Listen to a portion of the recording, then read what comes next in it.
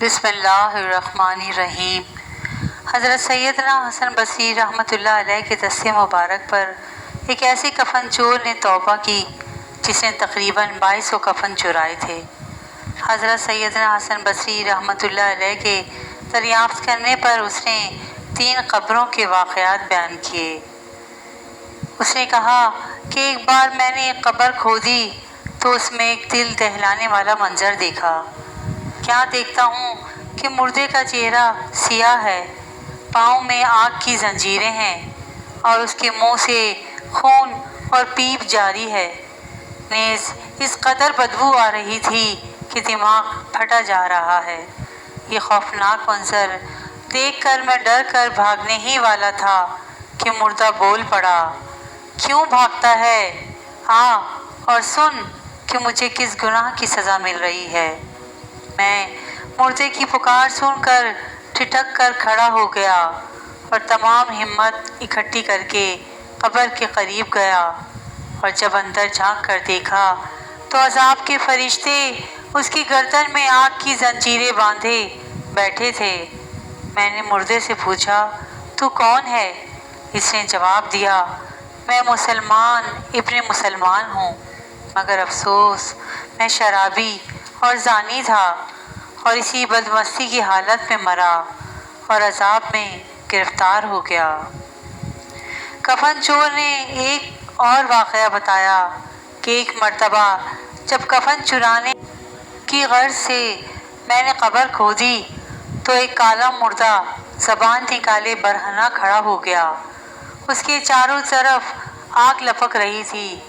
فرشتے اس کے گلے میں زنجیریں باندھے کھڑے تھے۔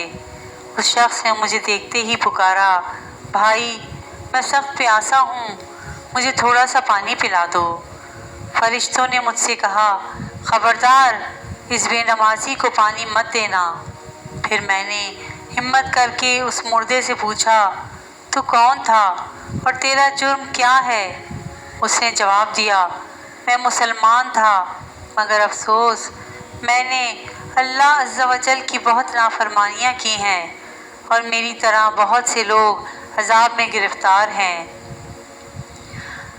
کفن چور نے ایک اور واقعہ سنایا کہ ایک دفعہ میں نے ایک قبر کھودی تو قبر کو اندر سے بہت وسیع پایا اور ایک نہایت ہی خوشنما باغ دیکھا جس میں نہریں بہہ رہی تھیں اور ایک حسین و جمیل نوجوان اس باغ میں مزے سے لوٹ رہا ہے۔ میں نے اس نوجوان سے پوچھا، تجھے کس عمل کے سبب یہ انعام ملا ہے؟ وہ بولا، میں نے ایک مبلغ سے سنا تھا کہ جو شخص عاشورے کے روز 6 رکعت نفل پڑھے اللہ عز و جل اس کی مغفرت فرما دیتا ہے، لہٰذا میں ہر سال عاشورے کے دن 6 رکعتیں پڑھ لیا کرتا تھا۔ دیکھا اپنے دوستوں، ایک بے نمازی، شرابی و زانی اور اللہ عز و جل کی نافرمانی کرنے والے کس قدر خوفناک عذاب میں مبتلا دیکھے گئے۔ یاد رکھیے، عذاب قبر حق ہے۔ عذاب قبر دراصل عذاب برزخ کو ہی کہتے ہیں۔ اسے عذاب قبر اس لیے کہتے ہیں کہ عموماً لوگ قبر ہی میں دفن ہوتے ہیں، ورنہ خواہ کوئی شخص جل جائے، ڈوب جائے، درندے پھاڑ کھائیں، کیڑے مکوڑے کھا جائیں یا ہوا میں اس کی راکھ اڑا دی جائے، ہر صورت میں اس کے ساتھ جزا و سزا کا سلسلہ ہوگا۔ برزخ کے لفظی معنی آڑ اور پردے کے ہیں اور مرنے کے بعد سے لے کر قیامت میں اٹھنے تک کا وقفہ برزخ کہلاتا ہے۔ برزخ کے معاملات لوگوں کو عموماً نظر نہیں آتے۔ کبھی کبھی اللہ عز و جل اپنے بندوں کو ترغیب یا ترہیب کے لیے دکھا دیتا ہے تاکہ لوگ عبرت حاصل کریں۔ مشہور محدث حضرت سیدنا امام اوزاعی رحمۃ اللہ علیہ سے دریافت کیا گیا کہ یہود و نصارہ اور دیگر کفار مرتے ہیں تو ان کا عذاب نظر نہیں آتا، مگر گناہ گار مسلمانوں کا عذاب بعض اوقات دکھا دیا جاتا ہے، اس کا کیا سبب ہے؟ انہوں نے جواب دیا کہ کفار کے جہنمی ہونے میں کسی کو کوئی شک نہیں، لیکن مسلمانوں میں یہ حالت اس لیے دکھائی جاتی ہے تاکہ وہ عبرت حاصل کریں اور گناہوں سے بے خوف نہ رہیں۔ عذاب قبر قرآن پاک سے بھی ثابت ہے۔ چنانچہ سیدنا نوح علیہ نبینا علیہ السلام کی نافرمان قوم کے طوفان میں غرق ہونے کے بعد عذاب قبر میں مبتلا ہونے کا اس طرح بیان ہے۔ قوم فرعون کے بارے میں حضرت سیدنا عبداللہ بن مسعود رضی اللہ تعالیٰ عنہ فرماتے ہیں، فرعونیوں کی روح میں کالے پرندوں کے قالب جسموں میں ہر روز 2 مرتبہ صبح و شام آگ پر پیش کی جاتی ہے اور ان سے کہا جاتا ہے کہ یہ آگ تمہارا مقام ہے اور قیامت تک ان کے ساتھ یہی معمول رہے گا۔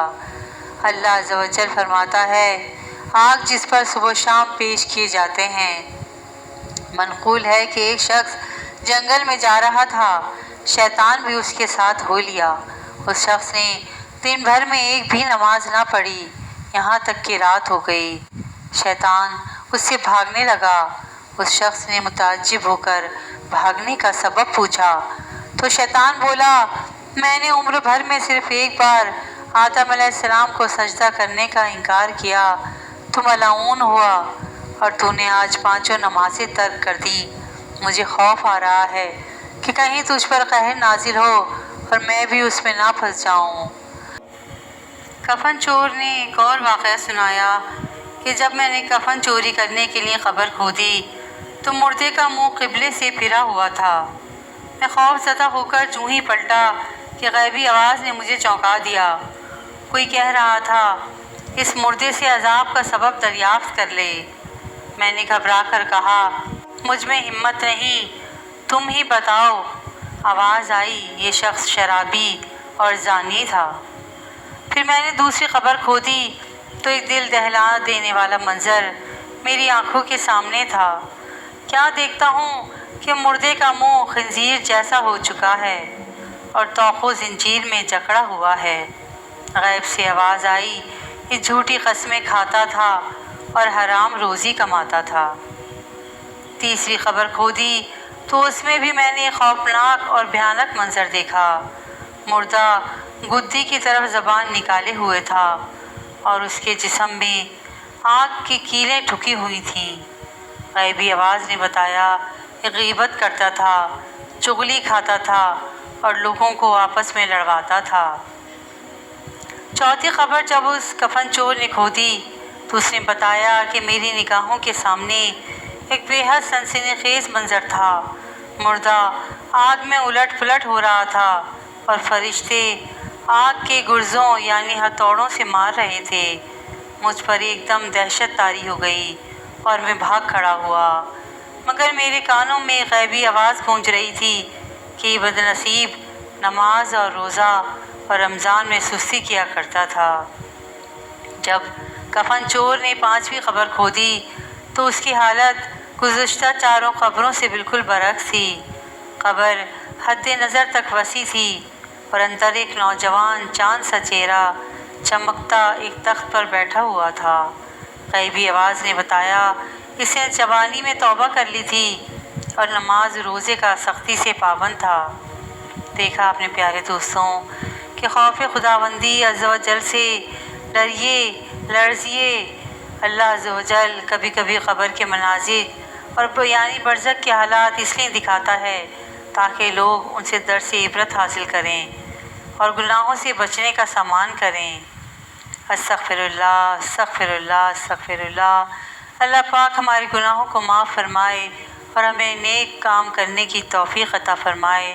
واقعہ پسند آئے تو پلیز میرے چینل کو لائک اینڈ سبسکرائب ضرور کیجیے گا۔ جزاک اللہ خیراً کثیرا۔